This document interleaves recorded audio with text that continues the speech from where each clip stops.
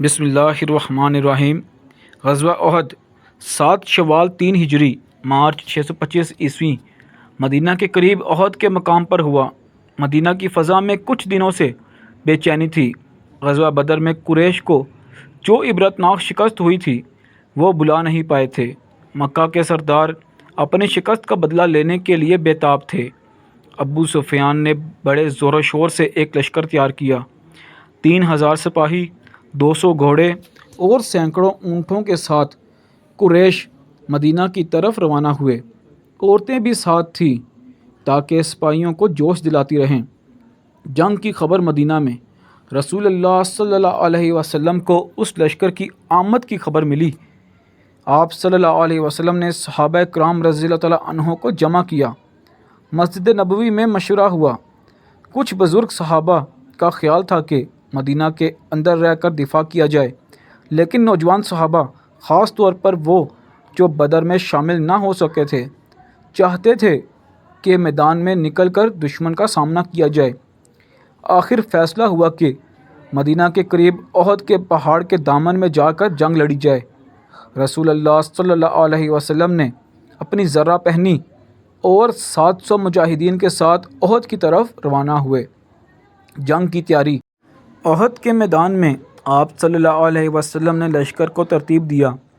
50 ماہر تیر اندازوں کو جبل اینین پر مقرر کیا اور ان کے امیر حضرت عبداللہ بن جبیر رضی اللہ تعالیٰ عنہ کو حکم دیا، چاہے ہمیں فتح ہو یا شکست، تم اپنی جگہ نہ چھوڑنا۔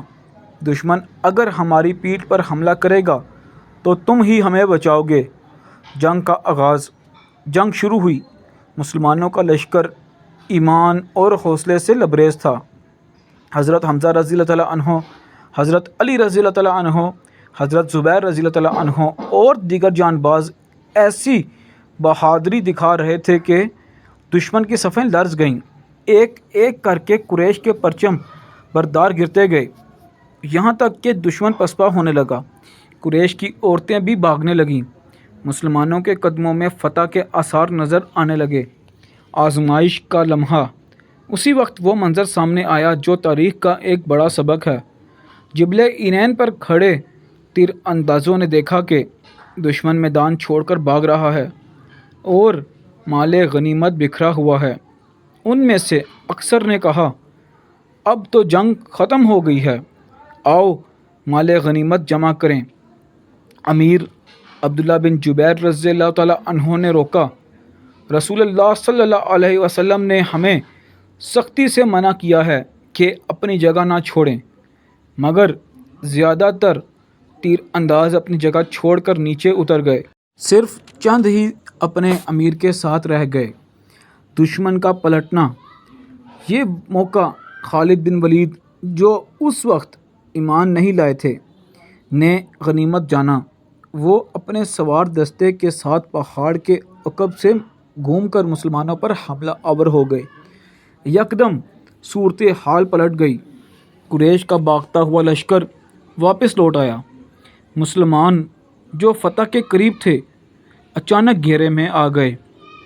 صفوں میں انتشار پھیل گیا۔ رسول اللہ صلی اللہ علیہ وسلم پر حملہ۔ دشمن کا مقصد تھا کہ کسی طرح رسول اللہ صلی اللہ علیہ وسلم کو شہید کر دیں۔ آپ صلی اللہ علیہ وسلم پر پتھر برسائے گئے، نیزے اور تلواریں چلیں۔ آپ صلی اللہ علیہ وسلم کے دندان مبارک شہید ہوئے، چہرہ زخمی ہوا اور آپ صلی اللہ علیہ وسلم گڑھے میں گر گئے۔ آواز اٹھی، محمد نعوذ باللہ شہید کر دیے گئے۔ یہ سن کر کچھ صحابہ کے دل ٹوٹ گئے، لیکن پھر حضرت انس بن نضر رضی اللہ تعالیٰ عنہ، حضرت طلحہ رضی اللہ تعالیٰ عنہ، حضرت علی رضی اللہ تعالیٰ عنہ اور دیگر جان باز آگے بڑھے اور اپنی جانیں رسول اللہ صلی اللہ علیہ وسلم پر قربان کر دیں۔ حضرت طلحہ رضی اللہ تعالیٰ عنہ نے اپنے ہاتھ سے اتنے وار روکے کہ ہاتھ مفلوج ہو گیا۔ حضرت حمزہ رضی اللہ تعالیٰ عنہ کی شہادت۔ اسی جنگ میں قریش کے وحشی غلام نے حضرت حمزہ رضی اللہ تعالیٰ عنہ پر برچھی ماری، جس سے وہ شہید ہو گئے۔ ان کی شہادت مسلمانوں کے لیے بہت بڑا صدمہ تھی۔ مسلمانوں کا حوصلہ۔ اگرچہ مسلمانوں کو سخت نقصان اٹھانا پڑا لیکن وہ منتشر نہ ہوئے۔ رسول اللہ صلی اللہ علیہ وسلم پہاڑ کے دامن میں محفوظ ہو گئے۔ مشرکین نے تھوڑی دیر مسلمانوں کا تعاقب کیا مگر پھر واپس لوٹ گئے۔ وہ یہ سمجھ بیٹھے تھے کہ مسلمانوں کی طاقت ٹوٹ گئی ہے۔ انجام: اس جنگ میں 70 صحابہ کرام رضی اللہ تعالیٰ عنہ نے جام شہادت نوش کیا۔